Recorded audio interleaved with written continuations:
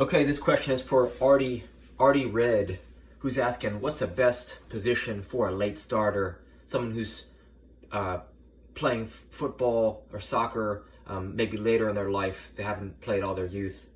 I don't believe there is a best position for late starter, right? Because every position has its right. There are fundamental things that will help you excel in all positions. One of them being juggling, right? If you spend 1 minute a day starting today until the end of time, or until you can just stand safely, juggling is going to improve your passing, your shooting, your coordination, balance, timing, rhythm, awareness, weight transfer, right? Your ability to control a ball and be cool under pressure. That's a super important skill. So that'd be the first thing that I would do, because you got to be able to keep the ball no matter what position you're in, right? Keep the ball, advance up the field, score on the opponent, or at least defend effectively as to not get scored on.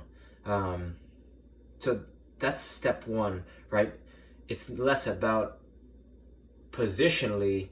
I mean, in terms of a late starter, the place that you do the least damage but can have the most impact would be at forward, right? Because you may not, at defense, right, you don't want to mess up and get scored on, but up top, you kind of need to score to win the game, or at least tie, if 0-0 tie.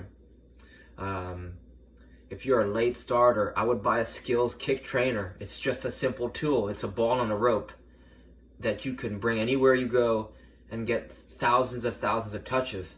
Right, this guy Josh Waitzkin, he's arguably one of the best chess players of all time. After chess, he mastered jiu-jitsu using the same principles that he mastered chess with. After jiu-jitsu, he wanted to learn surfing. So what he did was, he was in New York City. He bought a one wheel. A one wheel is kind of like an electric skateboard, except you stand perpendicular to the position you're going, and this allowed him to train for surfing even when he was in New York. So he rode this thing for hours and hours and hours before even stepping on a surfboard, and then when he went to go step on a surfboard, it was like easy transition, right? Picked it up in a minute. So the point is, if you bring a ball on a rope with you and you just start kicking it, I'll show you.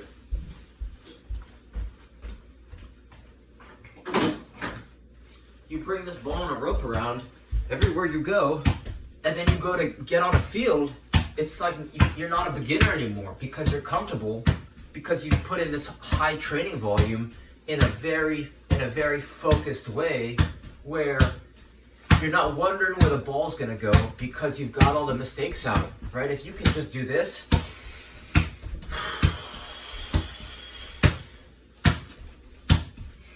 I would start here even before juggling, because juggling, it's a harder barrier to entry, right? Unless you have a balloon, right? You talk about barrier to entry. I think about cost. That's not something that's a barrier to entry for this in particular. And you think about difficulty. It's like, okay, even if you strike the ball poorly, it's not going to go anywhere. If you juggle, you're going to spend more time.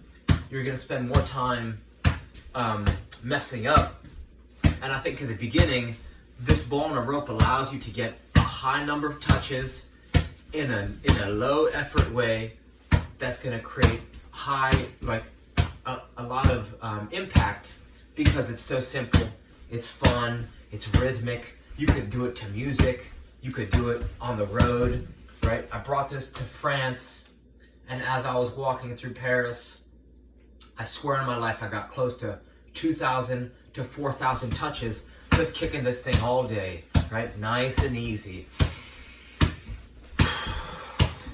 So, for $24 on Amazon, Skills Kick Trainer, I promise you, if you buy one of these, it'll change your life.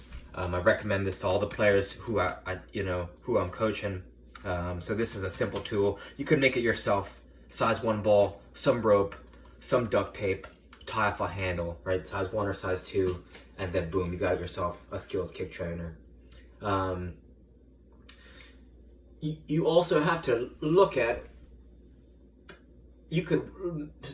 whoever your favorite player is, just mimic them, right? If your favorite player is, you mentioned something about center midfield or center defensive midfielder, right? You kind of have to mimic professional players, not at the expectation that you're gonna, just immediately be able to copy what they're doing and replicate in the game, but to give you an idea of where to move, how to move, right? You can learn a lot by watching, right? Monkey see, monkey do. We're very intuitive beings. We can watch someone do something and say, oh, okay, that makes sense. Without someone telling us how to do it, you can start to replicate what your favorite players are doing. So you want to visualize, okay, if I could play like any amount of players, who would it be? And then let's go execute that in a game. And you'll find that you can take from their game and you could start to replicate and practice, right? You could search, your favorite like blank training when they were young, and then just copy their training routine or copy their warm-up. So you want to, copy and emulate from players who you're striving to be like in order to improve your game. So I think those would be 3 great places to start. Juggling, skills kick trainer, and then watching videos of your favorite player, just some clips so you could start to understand their movement on the field, right? Because if you're just playing pickup, it's not that technical, just about keeping the ball and having fun, even if it's high level, right? You want to keep the ball 99% of the time. So I hope some of these ideas work or help you out, and reach out with any questions. All right, thank you.